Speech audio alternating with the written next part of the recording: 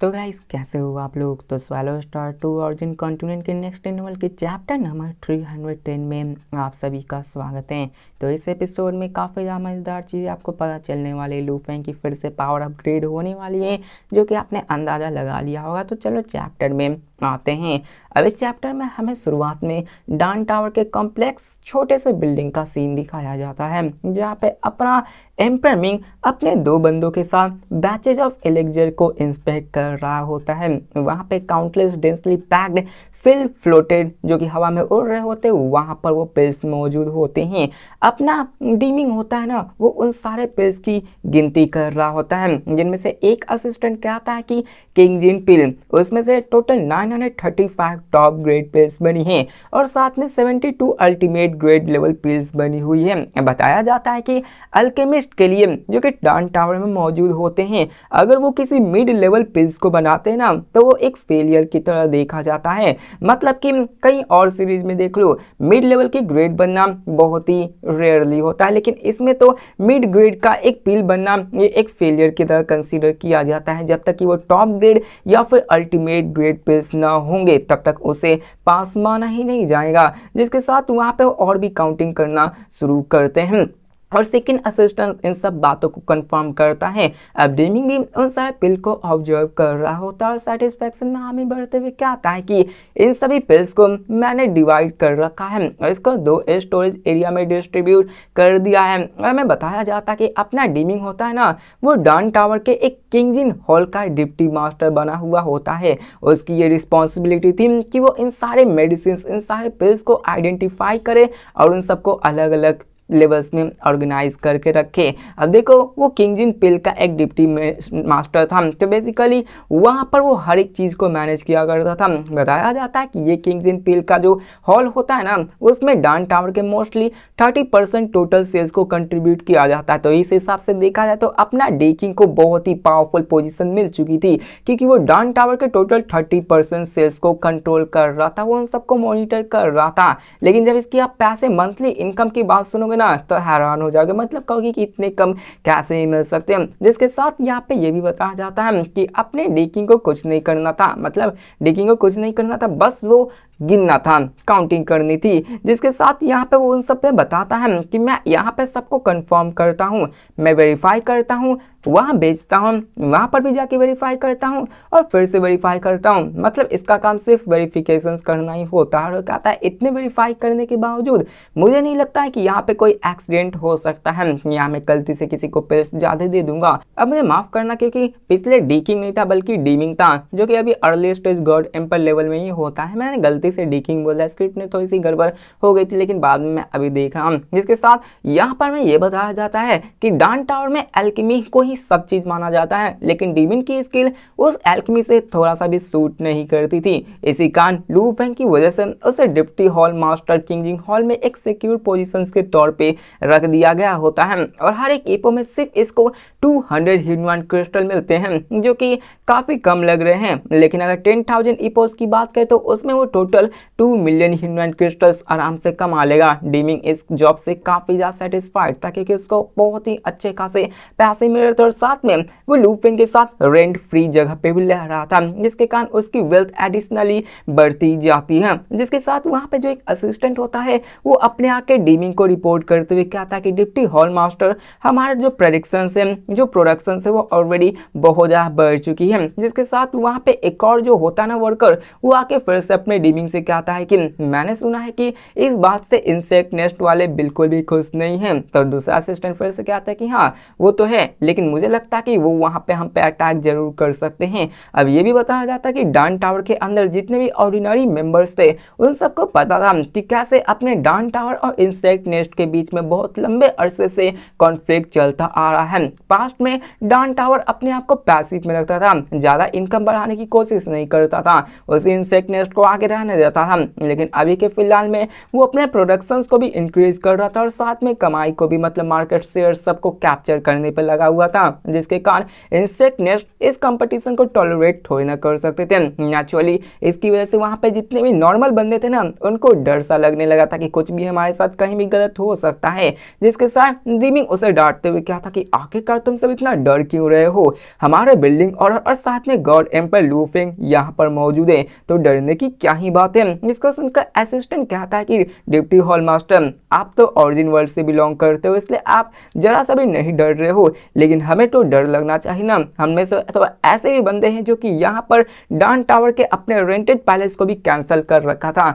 अब देखो डान टावर्स के अंदर भी आप रह सकते हो, जैसे लू फेंग और यहाँ के हॉल मास्टर रहते हो, वैसे बाकी के वर्कर्स भी जो कि नॉर्मल यहाँ का काम करते, मतलब लोअर वर्कर नहीं, जो कि हायर ग्रेड के वर्कर्स हैं, वो सब यहाँ पे रहा करते थे। और वहाँ पर रहने के कारण इन सब कॉन्फ्लिक्ट के कारण वो सब अपने रेंटेड पैलेस को भी हटा दिए थे कि हम लोग यहाँ पे रहेंगे नहीं, क्योंकि उनकी फटी पड़ी हुई थी। जिसके साथ हमें ये बताया जाता है कि डान टावर के अंदर कॉम्प्लेक्स स्पेशल सेक्लूडेड केव्स भी होती है, जो कि इलाइट एल्केमिस्ट के लिए ही बनाई गई होती है। लोअर रैंकिंग मेंबर्स के लिए कुछ नहीं था, उनके पास कोई भी प्रिविलेज नहीं मौजूद थी, इसलिए वो यहाँ पे रहकर भी कुछ नहीं कर सकते हैं। उन्हें तो डर तो लगेगा ना, कभी यहाँ पे अटैक हुआ तो हम सब मारे जाएंगे। जिसको सुनकर डीमिंग उससे सरप्राइज होते हुए पूछता कि तुम सभी ने अपने रेंटर्स को कैंसिल कर दिया, आखिर तुमने ऐसा क्यों कहा।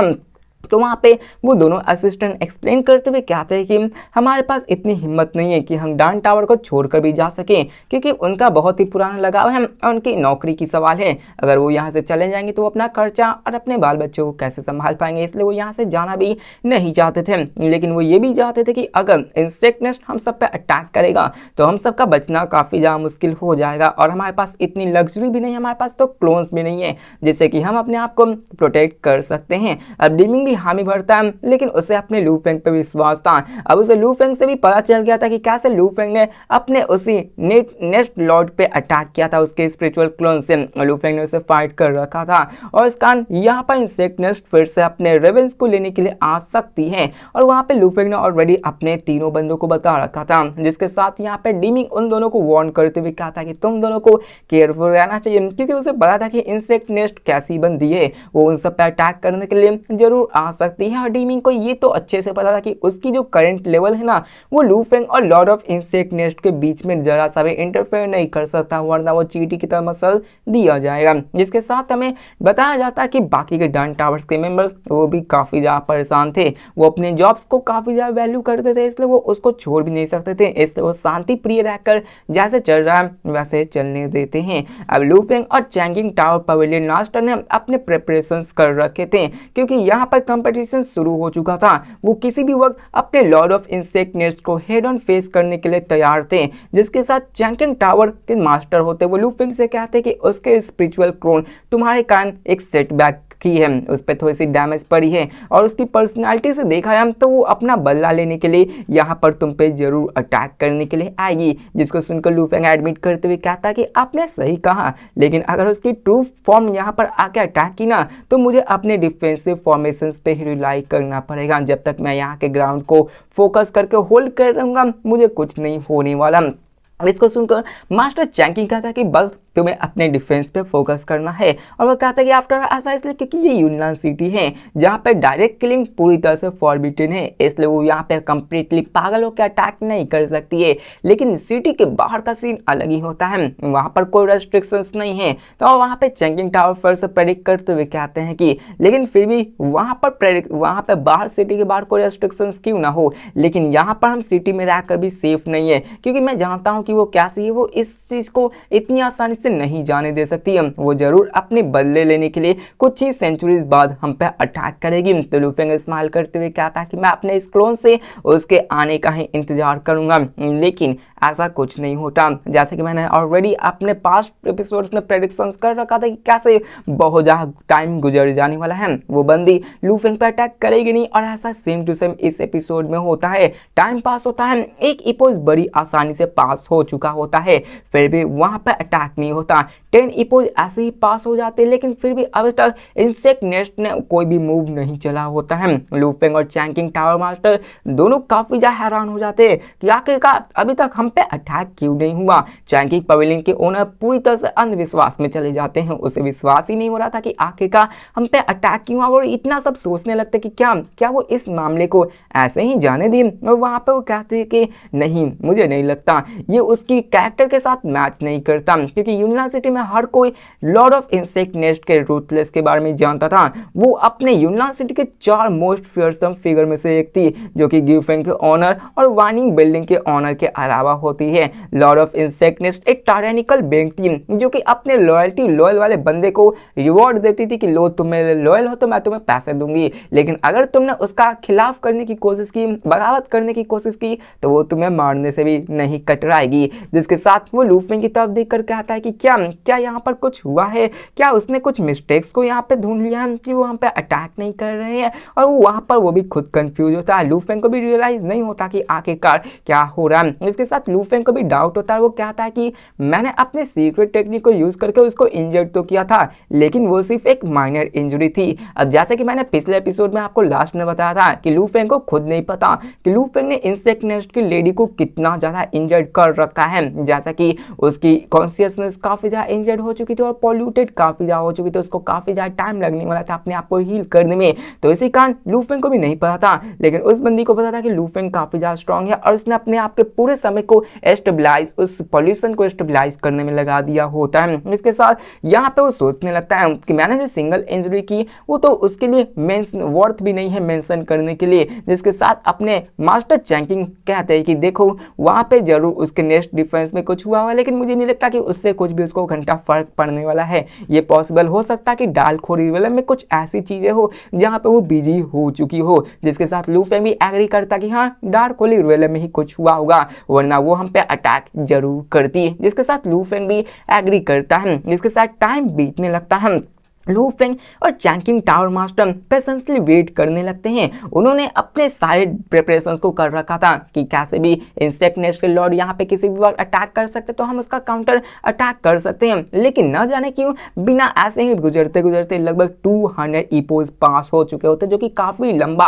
अरसा होता है। जिसके साथ हमें इंसेक्ट नेस्ट के इनसाइड का सीन दिखाया जाता है, जहाँ पे 2 ईपोज पास हो चुके होते, मतलब 200 ईपोज पास हो चुके होते हैं, और Lord of insect nest finally अपने डोमेन के पॉल्यूशंस को स्टेबलाइज कर पाती है। मतलब यहाँ पे देख रहे हो लूफिंग कि सिर्फ एक अटैक के कारण उसको अपने पॉल्यूशंस को स्टेबलाइज करने में लगभग 200 ईपोज का टाइम लग चुका होता है। लेकिन यहाँ पे ये दिखाया जाता है कि वो इस चीज को करते करते काफी ज्यादा थक चुकी होती है, और बताया जाता है कि इन सब के चलते उसने अपने hundreds of millions of spirit Altair ghost को खो दिया होता है। लूफिंग ने उसके घोस्ट को इतनी ज्यादा डिस्ट्रॉय कर दिया होता है कि उसकी पावर काफी ज्यादा कम हो जाती है। अब देखो उसकी जितनी भी पावर्स है उन सोल्स की वजह से ही आती थी, जो कि उसके टोटल पावर्स का एक क्वार्टर जितनी बनाती थी, और इतने सारे सोल्स के खोने की वजह से उसकी पावर्स भी थोड़ी बोरी कम हो चुकी होती है। जिसके साथ हमें बताया जाता है कि उसने अपने घर में, मतलब जो उसका ओरिजिन कॉन्टिनेंट है ना, वहां पर जाके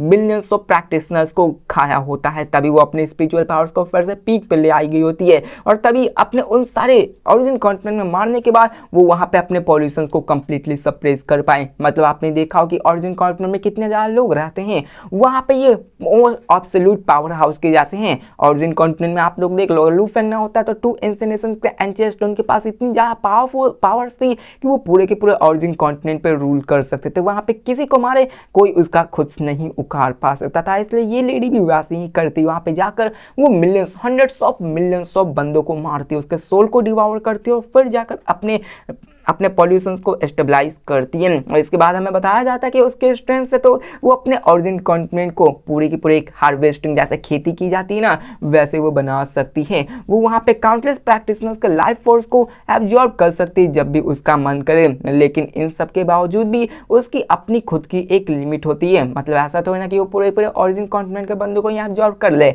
ऐसा हुआ तो है one of the most powerful being बन जाएगी ना, और वैसे तो सारे लोग भी करना शुरू कर जाएंगे। जिसके साथ वो कहते हैं कि अल्दो मैंने अपने कंडीशंस को स्टेबलाइज कर लिया है, लेकिन अगर मैंने फिर से लूफिंग का सामना किया, मैं अपनी ट्रू बॉडी को ले जाकर उस पर अटैक की और फिर से मुझे वही विल बेस्ड अटैक फेस करना पड़ा, तो मुझे लगता है कि इस बार मुझे और भी हेवी लॉसेस का सामना करना पड़ सकता है। जिसके साथ वो कहते हैं कि मैंने इतना ज़्यादा टाइम मतलब 200 ईपोस का टाइम लगा दिया होता है अपने आप को रिकवर करने के लिए, इसलिए वो खुद को रिस्क में नहीं डालना चाहती थी लू फेंग से फिर से फाइट करने के लिए। उसे जरूरत थी तो अभी एक ऐसी ट्रेजर की जो कि बहुत ही पावरफुल हो और लू फेंग के स्पिरिचुअल विल अटैक से उसको सील दे सके। जिसके साथ हमें यह भी बताया जाता है कि उसके पास एक पावरफुल सीक्रेट ट्रेस होता ही है, उसके पास था भी, लेकिन उसने उसको डार्क होली रियलम में ले जाकर रखा होता है, जो कि एक बहुत ही डेंजरस प्लेस है जहाँ पे सेमी ह्यूमन लेवल्स वाले बंदे वहां पे भरे पड़े हुए हैं। लू फेंग से भी विल पावर से स्ट्रॉन्गेस्ट वाली टेक्निक को वहां पे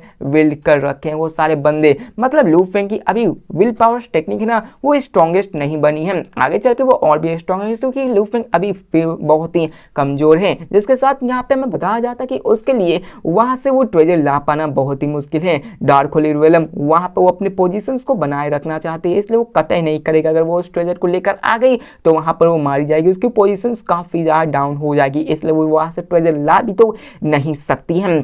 और बात करें यूना सिटी की, तो वो कहते हैं कि मुझे एक सूटेबल ट्रेजर की खुद से तलाश करनी पड़ेगी, और वहाँ पर वो कुछ ऐसे की तलाश करी थी जिससे कि वो लू फेंग की will power mind power attack से अपने आप को प्रोटेक्ट कर सके, वो खुद को डिसाइड करती है। जिसके साथ हमें बताया जाता है कि उसने अपने आप को रिकवर करने में बहुत सारे रिसोर्सेज को गवा दिया था, और इन सब टाइम में उसने लगभग 3 बिलियन ह्यूमन क्रिस्टल्स को गैदर कर रखा था, जिससे कि उसने एक इमोर्टल हार्ट को एक्वायर करने की कोशिश की होती है। मतलब कि लू फेंग के पास भी इमोर्टल हार्ट मौजूद होती है, जो कि उसने ऑरिजिन कॉन्टिनेंट से लाया होता है। इसके कारण ये बंदी भी असल में इमोर्टल हार्ट को एक्वायर करने के लिए 3 बिलियन ह्यूमन क्रिस्टल्स का जुगाड़ कर लेती है। अब ये इमोर्टल हार्ट किसी भी बंदे के माइंड को प्रोटेक्ट करता है, जो कि उसके एसेंस के साथ भी मर्ज हो जाता है। अब लॉर्ड ऑफ इंसेक्टनेस इसको अच्छे से जानती है, लेकिन उसे ये भी पता था कि आखिरकार 3 बिलियन ह्यूमन क्रिस्टल्स से, जो कि एक स्टैंडर्ड प्राइस है, उससे भी इन आर्टिफैक्ट्स को खरीदा नहीं जा सकता, क्योंकि हम लोग अच्छे से जानते हैं कि इमोर्टल हार्ट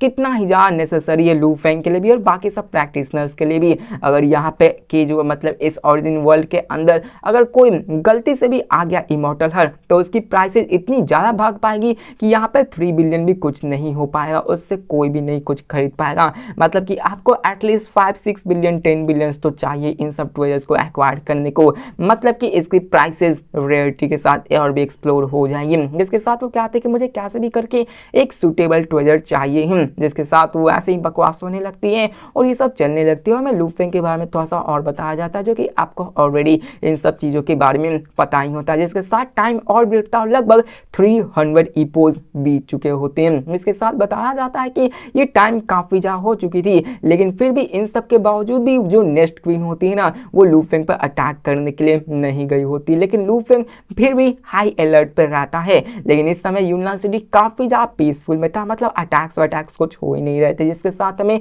सीन चेंज कर ओरिजिन कॉन्टिनेंट के अंदर स्टार टावर के अंदर का सीन दिखाया जाता है, जहाँ पे लू फेंग अपने पैर को क्रॉस करके स्टार टावर के अंदर बैठा था और लू फेंग अपने eye of life and death से 195th early stage god empire human blood line को स्टडी कर रहा था। लगभग 396 ब्लड लाइन क्रिएचर्स थे जो कि अर्ली स्टेज में एंटर कर रखे थे, उसमें से लू फेंग ने 195 early stage god empire human blood line को पढ़ना स्टार्ट कर लिया था। जिसके साथ लू फेंग एक एक करके उन सबके ह्यूमन ब्लड लाइन के डीपर इनसाइड मिस्ट्रीज को समझना शुरू कर रहा होता है। वो उसके इंटर वन पैटर्न्स को देखना शुरू करता है और एक एक करके उन सबको अलाइन करने लगता है। लेकिन हमें बताया जाता है कि अभी भी लू फेंग को एक काफी लंबा रास्ता तय करना था अपनी कल्टीवेशन के प्रिंसिपल को इंटीग्रेट करने में, उसको आगे बढ़ाने में। जितना ज्यादा लू फेंग ह्यूमन ब्लड लाइन को पढ़ता जा रहा था, लू फेंग को वहां के रूल्स और भी समझते आ रहे होते हैं। मतलब कि एक दो नहीं, मतलब बहुत सारे रूल्स होते हैं, हर एक बॉडी के अंदर बहुत सारा ब्लड लाइन मौजूद होता है। लू फेंग ने 195 तक को पढ़ रखा होता है। जिसके साथ में बताया जाता है कि उसकी जो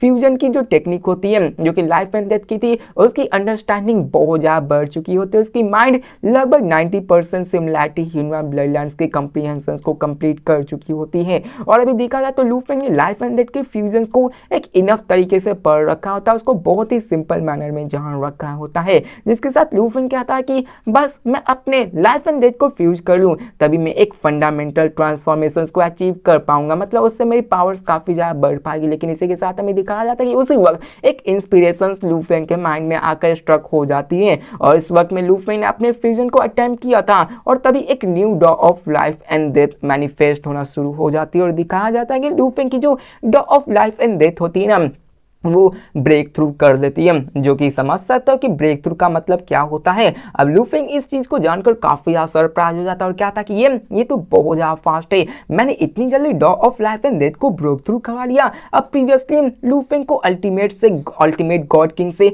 अर्ली स्टेज गॉड एम्पर आने में लगभग 1000 एपोस का टाइम लग गया था, जो कि बहुत ज्यादा होता है। लू फेंग को इमेंस फॉर्मेशंस मतलब लू फेंग को इमेंस इफोर्ट लगाने पड़े थे। बाद में जाके उसने अपने अल्टीमेट गॉड किंग रियल्म से अर्ली स्टेज गॉड एम्प्रेस में, जो कि ज़्यादा फासला नहीं, उसमें लाने में 1000 एपोज लग चुके थे। लेकिन इस टाइम उसके ब्रेक थ्रू काफ़ी ज़्यादा फास्ट हो चुकी थी, मतलब कि हायर लेवल, लेकिन फिर भी 300 एपोज में ही लू फेंग ने अपने आप को एक मिड स्टेज लेवल में ब्रेक थ्रू करवा लिया होता है, जो कि काफ़ी ज़्यादा फास्ट होते हैं। अब ये सब लू फेंग के उसी ह्यूमन ब्लड लाइन के डीप स्टडी के कारण ही हुआ था। लू फेंग ने ऑलरेडी उतने सारे ब्लड लाइन को पढ़ने की वजह से डॉ ऑफ लाइफ एंड डेथ की एक प्रोफाउंड अंडरस्टैंडिंग को समझ लिया होता है, उसे unknowingly mid stage God emperor level में ब्रेक थ्रू करवा लिया होता है, जिसके साथ लू फेंग काफ़ी ज़्यादा सेटिस्फाइड होते हुए कहता है कि ये सभी तो लॉर्ड यांग जियांग के कहने पे हुआ, उनका मैं शुक्रिया अदा करना चाहता हूँ। ये 5 बिलियन ह्यूमन क्रिस्टल जो कि उन्होंने मुझे गिफ्ट किए थे, ये मेरी कल्टीवेशंस को बहुत ही स्पीड से बढ़ाने में काम किया और साथ में लू फेंग ने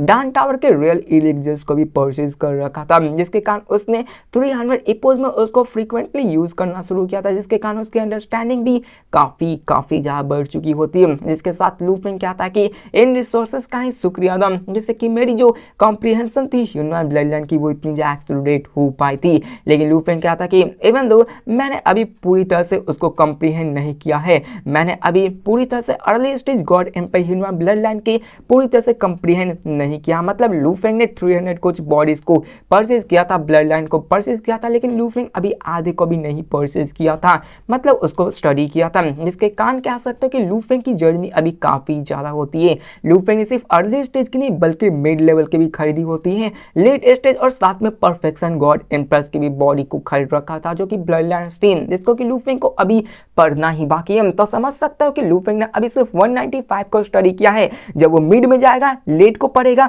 और परफेक्शन गॉड एम्पर में जाएगा तो मुझे नहीं लगता कि लू फेंग बड़ी ही आराम से लेट स्टेज में ब्रेक थ्रू करने से कोई रोक भी पाएगा। हो सकता है कि लू फेंग अपने आप को परफेक्शन में भी ले आए, लेकिन उसके लिए भी काम काफ़ी टाइम लगेगा और थोड़ा रिसोर्सेज की भी जरूरत है। लू फेंग को और भी एक बार हंटिंग पे जाना पड़ सकता है इन सबको स्टडी करने के बाद, जिसके साथ लू फेंग काफ़ी ज़्यादा खुश हो जाता है कि फाइनली मैंने ब्रेक थ्रू की। और इन सब अंडरस्टैंडिंग से लू फेंग की जो कॉन्फिडेंस होती वो काफ़ी ज़्यादा बढ़ चुकी थी। अब जबकि लू फेंग की डॉ ऑफ लाइफ एंड डेथ वो दोनों mid stage God emperor level तक जा चुकी थी, तो लू फेंग को अपने अंदर की जो डिफरेंस थी वो काफ़ी ज़्यादा सेंस होने लगती है और बूम लू फेंग के चारों तरफ एक ब्लड मेटेरियलाइज होने लगती है। मतलब लू फेंग अपनी इसी ब्लडी सी बॉडी का यूज़ करता था, तो उसके चारों तरफ एक ठीक है boundless sea of blood materialise हो जाता है और ये पावर्स असल में mid stage Dao of life and death की होती है। अब इस स्टेज में ब्रेक थ्रू करने का जो उसकी जो पावर्स बढ़ी थी ना वो बहुत ज़्यादा बढ़ चुकी होती है और लू फेंग सोचते हुए क्या था कि मैं जो डॉ ऑफ लाइफ एंड डेथ है